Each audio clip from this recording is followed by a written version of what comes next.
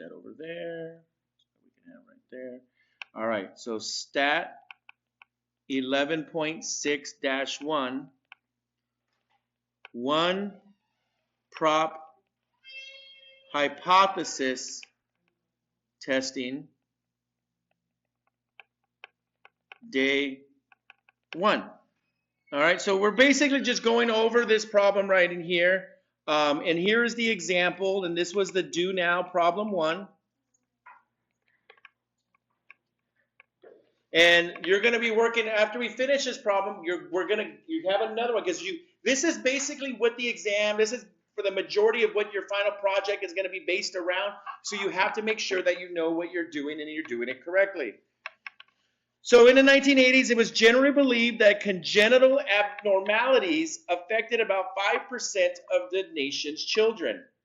Some people believe that the increase in the number of chemicals in the environment has led to an increase in the incidence of abnormalities. A recent study examined 384 children and found that 46 of them showed signs of an abnormality. Is this strong evidence that the risk has increased? Now, some of the stuff in here I'm going to try to identify. We have this 5% here, which is our P0, 0.05. We have 384 children, so that's our N is 384.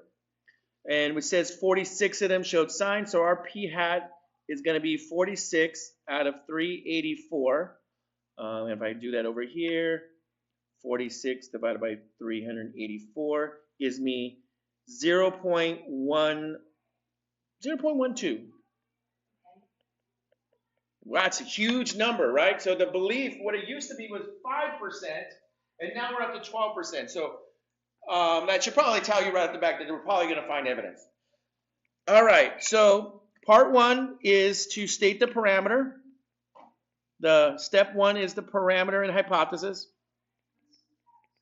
So the parameter is P.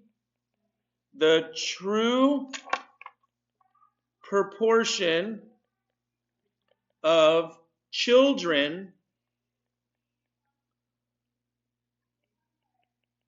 with abnormalities. That's good enough for it. Or that's with signs of abnormalities, all those type of things. And then we want our hypothesis, which is all part of step 1. And the hypothesis is that HO double dot P equals 0.05.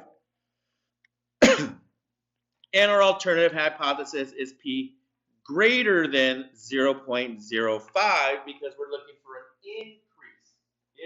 Has there been signs of an increase? So in your in your Amplify, did you, for the most part, use the wording that was here? Not using found or had, no past tense in your parameter. And did you correctly write your null and alternative hypothesis? Okay, so that's step 1. Step 2. So that's step 1. Now we're moving to step 2. Step 2 is where we want to check our conditions. And so we're going to S-I-N. And so what is S?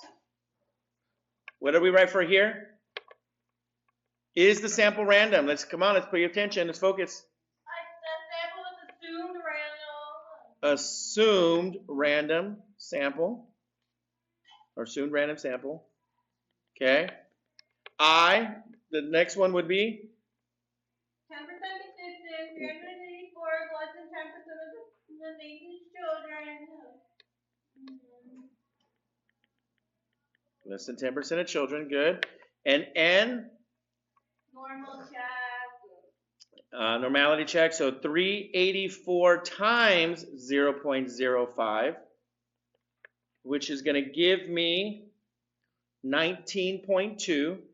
And 384 times 1 minus 0.05, which is going to give me 364.8. And this is greater than or equal to 10, greater than or equal to 10.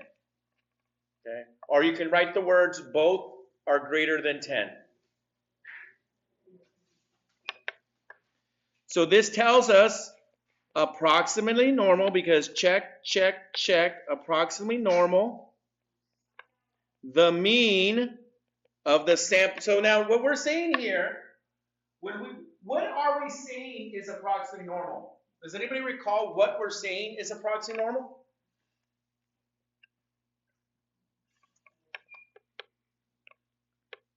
We're saying that what is called the sampling distribution. All right, so in other words, if we took every possible sample and we did samples after samples after samples, and everybody created samples, and we did every single possible sample, which is in the millions, it's actually in the trillions of possibilities of the results. That distribution is called the sampling distribution, and we're saying that that sampling distribution is approximately normal.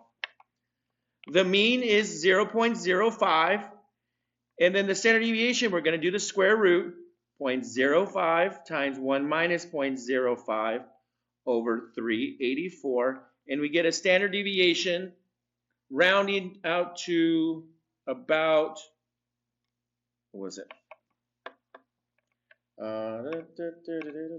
Square root, fraction, 0.05, parentheses, 1 minus 0.05, close parentheses, over 384, 0.011.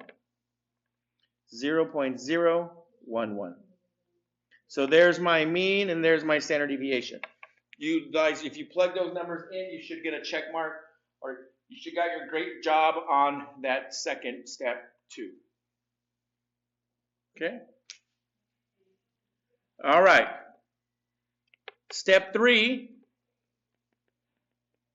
is where we need to find the z-score, which, remember, we have that formula. That formula is our p hat, which is 0.12 minus our p-value, our null hypothesis, 0.05 over minus the mean over 0.011. So divide 0.12 minus 0.05 over 0.011. I get 6.36, around 6.4, around 6.3. Because I think, okay, it's about 6.3 something. Okay, 6.36. It should give you the answer, as long as your answer is something less than 6.4. And I put it in there, it has to be greater than 6 and less than 6.4 for you to show that it's correct. So if you put 6.4, I don't believe the coding will show that it's correct. All right. So now the p-value is where I have to do normal DIST. So I'm going to go in the calculator, functions, normal DIST, 0.05 as the mean, comma, 0.011 as my standard deviation.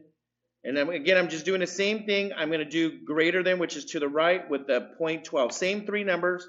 And now I get this thing right here. It says 9.9 times 10 to the negative 1. And if I do right here, it says all this. And all that means is that my answer is like 0.0000000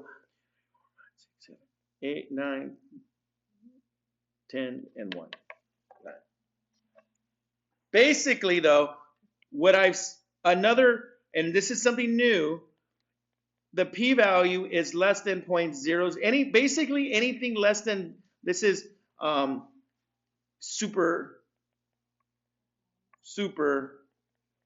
small.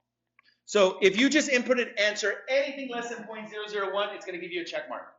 So if you put 0.00001, it's going to be okay. The number is so small that it's saying yes. Okay? So that's what the answer is, because it's in scientific notation. If you wanted to, you could copy the scientific notation right there.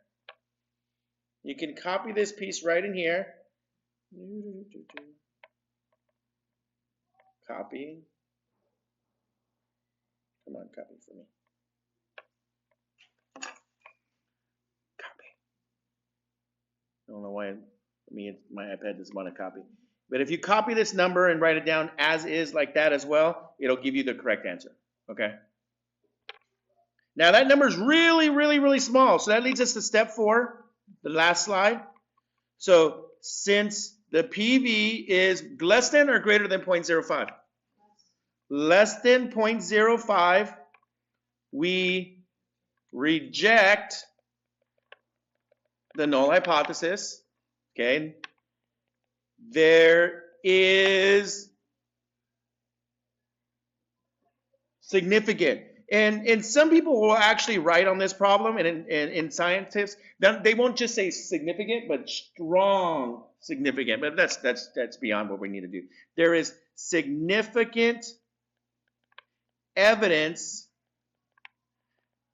that the true proportion of children, I'm just copying down my first part. I can even go back to that first slide. Evidence of children with abnormalities has increased. You can also say, instead of has increased, is greater than 0.05. But the question is asking, has it increased? So let's just use the wording from there, that there is evidence that it has increased. And if you want to go a little bit further, has increased from 0.05. Okay? It was 0. So we don't know what the true proportion, we don't know what it is, but we know we're almost certain, beyond a reasonable doubt, that it has increased. That for some reason, children are being born with more abnormalities than there were in the past. And then again, the reason in here because of all the chemicals. So that's basically that's the whole problem. That's what you're doing. This is what you need to be prepared for. We're going to keep today, tomorrow, next week. We're going to keep practicing full problem. We're going to try to do 2 problems a day. So with that, I'm going to open up the remaining of the slides, and for the next 18 minutes, me and Miss Page want you to work on the second problem.